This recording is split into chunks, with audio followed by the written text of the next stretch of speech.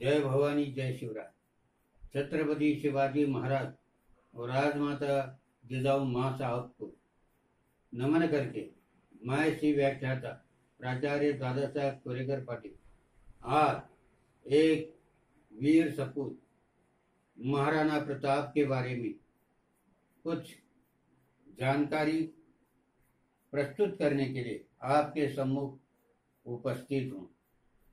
भारत का इतिहास वीर सपूतों का इतिहास है। आदिकाल से लेकर आधुनिक काल तक अनेक वीरों ने इस देश की स्वतंत्रता आजादी के लिए अपनी कुर्बानी दी है। उनमें से एक महान सुपुत्र वीर महाराणा प्रताप के बारे में हम सब जानते हैं। पूरा हिंदुस्तान उनका नाम जानता है। लेकिन महाराणा प्रताप ने जो देश के लिए, अपने राजस्थान के लिए, अपने मेवाड़ के लिए जो जीवन भर कष्ट उठाए और मुगलों से लोहा लिया, इसका इतिहास गौरवशाली इतिहास है, वीरता का इतिहास है। वैसे देखे जाए तो इस देश की रक्षा करने के लिए राजपूतों ने अपनी कुर्बानी दी। स्वतंत्र अपने देश को रखने के लिए जो जो बाहरी लोग आए, आक्रमणकारी आए, उनसे मुकाबला करने के लिए बापा रावल से लेकर महाराणा प्रताप तक अनेक वीरों ने मुकाबला किया। शुरू में सब राजपूत छोटे छोटे राज्य होकर भी एक होते थे और दुश्मन से लड़ते थे।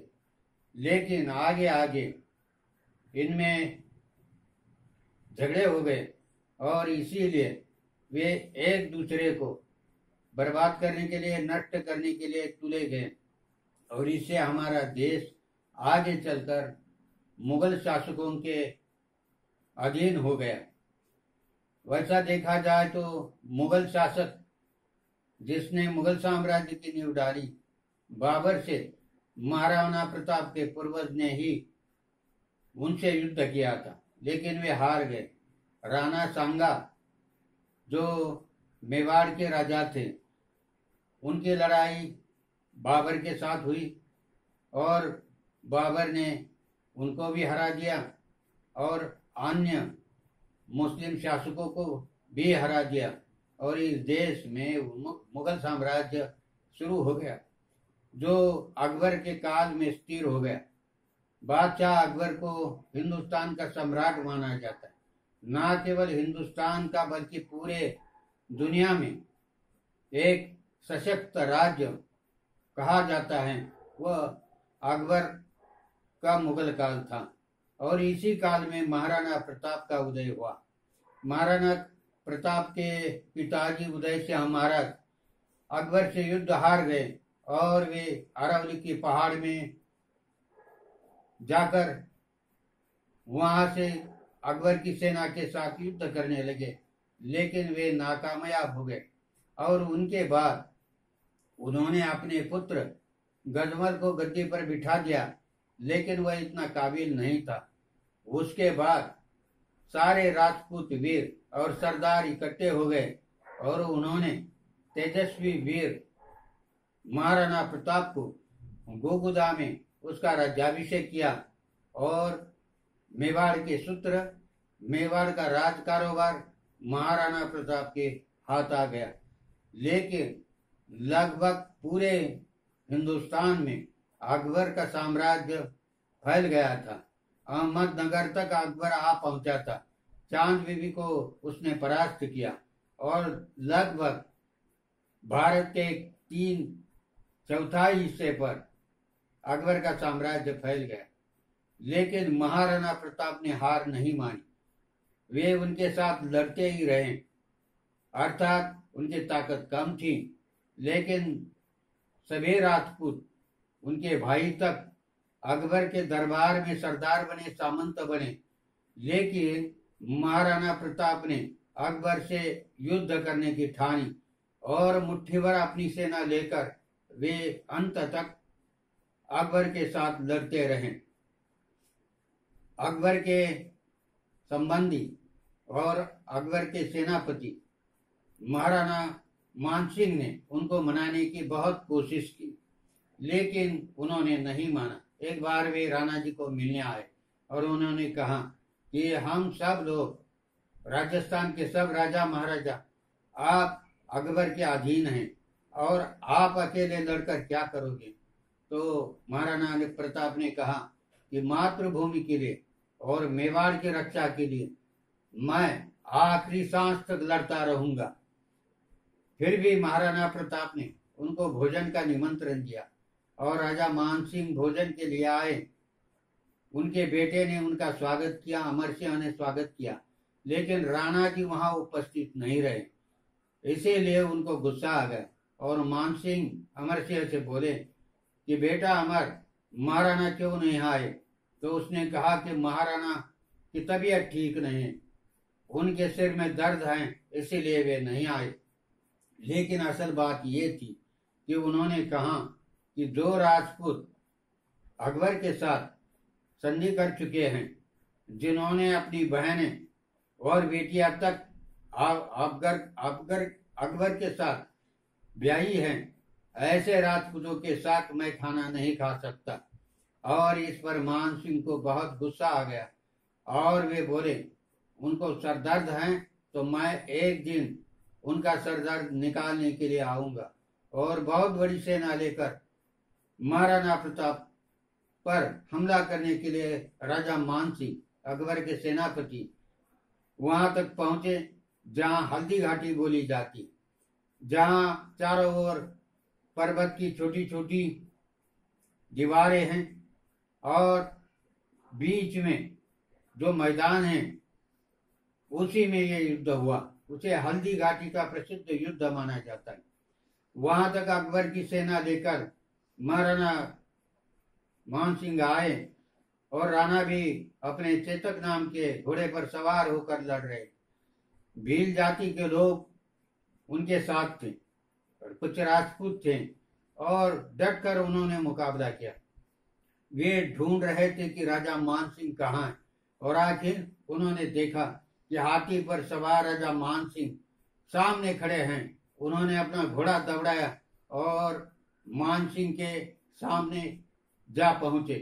घोड़े ने अपने टापे ऊपर की और राजा मानसिंह ने हाथी पर बैठे, राजा मानसिंह पर हाथी पर बैठे महाराणा ने अपना भाला फेंका, लेकिन मानसिंह तुरंत नीचे झुक गए और इसीलिए वे बच गए। लेकिन वे इतने घबराए गए कि उन्होंने अपना हाथी निकालकर रण मैदान छोड़ा। चाहे इस युद्ध में राणा जी पराभूत हुए, उनकी सेना थोड़ी थी, फिर भी उन्होंने ऐसा मुकाबला किया कि राजा मानसिंह को मैदान छोड़ना पड़ा। और इसी बीच महाराणा प्रताप के दूसरे सगे भाई शक्ति सिंह भी उनके साथ थे, मानसिंह के साथ थे। लेकिन जब उसने देखा कि दो मुगल सैनिक राणा जी का पीछा कर रहे हैं, तो वह तुरंत राणा जी की रक्षा के लिए दौड़ पड़े और उन्होंने दो सैनिकों को 4 टुकड़ों में बांट दिया, खत्म किया और राणा जी की रक्षा की। तो आखिर दोनों भाई मिल गए। आगे चलकर शक्ति सिंह ने अंत तक महाराणा का साथ दिया। आगे चलकर महाराणा के एक एक सिपाही कम होते जा रहे थे, लेकिन राणा जी ने हार नहीं मानी। एक दिन कहा जाता है कि उन्होंने जंगल का सहारा लिया था, गुफाओं का सहारा लिया था और अरावली पर्वत में वे छिपे रहते थे। उनके सैनिक भी उनके साथ थे। खाने को कुछ नहीं मिलता था। उनके पत्नी ने घास की रोटी बनाई, लेकिन एक वन बिलाव आ गया और वह रोटी छीन कर ले गया। इस पर राणा जी को बहुत दुख हुआ कि बेटी रोने लगी। उसे बहुत भूख लगी थी। उन्होंने पत्र लिखने के लिए लिया और वे पत्र लिख रहे थे। उन्होंने अकबर से शरण लेने की ठानी और ये पत्र जब पूरा हो गया तो कहा जाता है कि उनके पत्नी ने वह अपने हाथ में लिया और फाड़ दिया। तो इस प्रकार राणा जी ने और राणा जी की पत्नी ने भूखे रहकर भी अकबर के साथ युद्ध किया, दोहा दिया और अपना प्रदेश स्वतंत्र करने की कोशिश की। आगे चलकर राणा प्रताप के एक प्रधान जो पहले राणा प्रताप के पास थे, वे एक दिन उनको जंगल में आकर मिल गए और उन्होंने कहा, भामशाह उनका नाम था, भामशाह ने कहा कि राणा जी, मैं अपनी सारी संपत्ति आपको देता हूँ जो आपके पूर्वजों ने मुझे दी हैं। ये संपत्ति लेकर आप सेना खड़े कर सकते हैं। और उसी प्रकार राणा जी ने वह संपत्ति ली, जिस पर उन्होंने शस्त्र खरीद लिए, सेना खड़ी कर दी और अकबर से अंत तक लोहा लिया। लगभग 23 किले राणा प्रताप ने फिर जीत लिए, खाली मेवाड़ वे जीत नहीं सके। उन्होंने प्रतिज्ञा की थी कि जब तक मेवाड़ स्वतंत्र नहीं होता तब तक मैं सोने के थाले में नहीं खाऊंगा, गद्दी पर नहीं सोऊंगा। और इस प्रकार उन्होंने अंत तक जंगल का सहारा लेकर अपने दुश्मन से लोहा लिया। अकबर भी आखिर थक गए, उन्होंने उसे छोड़ दिया कि राणा प्रताप अब शरण कभी नहीं आ सकता, ये उनको मालूम हो गया। और इस प्रकार लड़ते लड़ते राजस्थान के वीरों की जो सुभद्रा कुमारी चौहान ने गीत गाया है, उनके वीरता के गीत तो इस प्रकार है। ये है अपना राजपुताना, ये है अपना राजपुताना, नाद इसे तलवारों पे, इसने सारा जीवन काटा, बरछी तीर कटारों पे, बरछी तीर कटारों पे। यहाँ प्रताप का वतन पला है, यहाँ प्रताप का वतन पला है, आजादी के नारों पे, कूद पड़ी थी यहाँ हजारों पद्मिनियां अंगारों पे।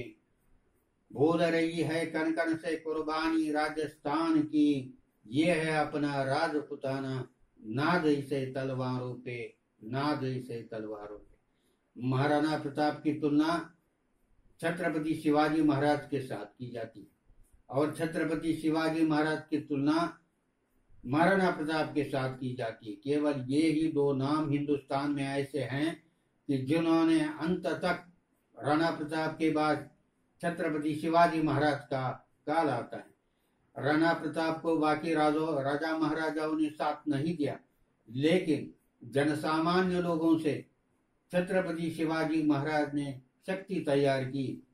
और अकबर के बाद जो भी आए, उनके बाद औरंगजेब का काल आता है। इस काल में शिवाजी महाराज ने अपनी भूमि महाराष्ट्र स्वतंत्र करने की कोशिश की और वे आखिर उसमें सफल हुए। दोनों में एक ही फर्क है कि राणा प्रताप ने बहुत कोशिश करने पर भी उन्हें उतनी कामयाबी नहीं मिली, वे थक गए और 19 जनवरी 1597 में चावंड गांव में उनकी मृत्यु हो गई। जब वो बीमार पड़े तो सारे सरदार उनके आसपास थे और राणा जी ने उनसे कहा कि जब तक आप लोग प्रतिज्ञा नहीं करते कि मेवाड़ स्वतंत्र करेंगे, तब तक मैं अपना प्राण निछावर नहीं कर सकता।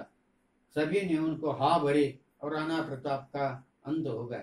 दूसरी बात यह कही जाती है कि राणा प्रताप शत्रु से शत्रुता करते थे, लेकिन उन्होंने कभी भी मुगल या यवनों जैसा बर्ताव यह औरतों के साथ नहीं किया। कहा जाता है कि जिस प्रकार छत्रपति शिवाजी महाराज औरतों का सम्मान करते थे, उसी प्रकार राणा प्रताप भी करते थे। एक बार राणा प्रताप ने अपने बेटे अमर सिंह को कहा कि अब्दुल खान खाना रहीम जो अकबर के सिपह सालार हैं, फौज लेकर आए हैं, तो उनसे टक्कर दे। अमर सिंह ने अपनी सेना लेकर युद्ध किया और जिसमें अब्दुल खान खाना रहीम जो हिंदी के प्रसिद्ध कवि भी हैं और सिपह सालार भी, वीर योद्धा भी थे। और इस युद्ध में गादर मूली जैसे मुगल सेना को अमर सिंह ने कटवा दिया और उनकी पत्नी अब्दुल खाना की पत्नी उनके हाथ लगी और उसे गिरफ्तार करके उन्होंने राणा के सामने उसे खड़ा कर दिया। राणा बहुत आग बबूला हो गए। उनको यह बात बिल्कुल पसंद नहीं आई। उन्होंने कहा कि अमर सिंह बेटा, तू अगर युद्ध में मर जाता तो भी अच्छा होता। तो उसने कहा कि पिताजी, मैंने विजय हासिल की है। राणा जी ने कहा कि ऐसी विजय, ऐसा यश हमें पसंद नहीं आता। जो औरतों का सम्मान नहीं करता, ऐसे पुत्र को मैं अपना पुत्र नहीं मानता। लेकिन अमर सिंह ने कहा कि पिताजी, वे हमारे औरतों पर अत्याचार करते हैं, हमारे बहु बेटियों को भगा ले जाते। ऐसे शत्रु से हमने तो कोई दुर्व्यवहार तो नहीं किया, उनको केवल गिरफ्तार करके आपके सामने लाया है। लेकिन महाराणा प्रताप ने अब्दुल खाना रहीम की पत्नी को आदर फिर लौटा दिया। जो अब्दुल खाना रहीम भी महाराणा प्रताप की इज्जत करते थे। और इसी प्रकार एक महान सुपुत्र इस देश का महाराणा प्रताप, जिनको उतनी प्रसिद्धि नहीं मिली जितना उन्होंने कार्य किया, डटकर मुकाबले किया। सारे राज्य मुगलों के अधीन हो गए, लेकिन मेवाड़ के महाराजा अंत तक उनसे लड़ते रहे। एक बार हमारे पेशवा प्रथम बाजीराव, वे राजस्थान में उदयपुर गए और जयपुर गए। तो उदयपुर के महाराज जो राणा प्रताप के वंशज थे, उन्होंने बहुत मान दिया, सम्मान किया, और जयपुर के महाराज को नहीं किया। तो इसीलिए जयपुर के महाराज ने उनसे कहा कि आपने उनको इतना सम्मान दिया, आदर किया उनका, हमारा नहीं, ये क्या बात है। तो बाजीराव पेशवे थोरले, जिनके काल में, मतलब शाहू महाराज जो शिवाजी महाराज के पोते थे, उनके काल में पूरे हिंदुस्तान पर मराठा अमल फैल गया था, और इसमें केवल उदयपुर का सम्मान मराठा करते थे।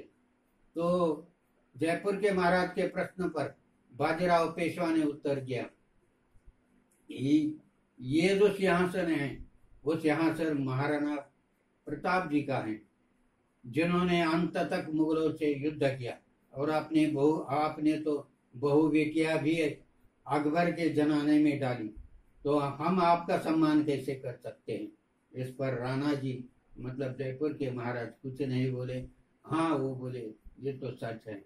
तो इस प्रकार उदयपुर के महाराज राणा संगा से लेकर, राणा प्रताप से लेकर अंत तक इस देश की रक्षा करते रहे, इस पर हमें नाज है। मैं श्री व्याख्याता प्राचार्य दादा साहेब कोरेकर पाटिल, उनको उनके जन्मदिन पर उनको नमन करता हूँ। और ऐसे वीर महान सुपुत्र जिसको हम सदियों तक याद करेंगे, ऐसा विचार व्यक्त करके रुकता हूँ। जय हिंद, जय महाराज।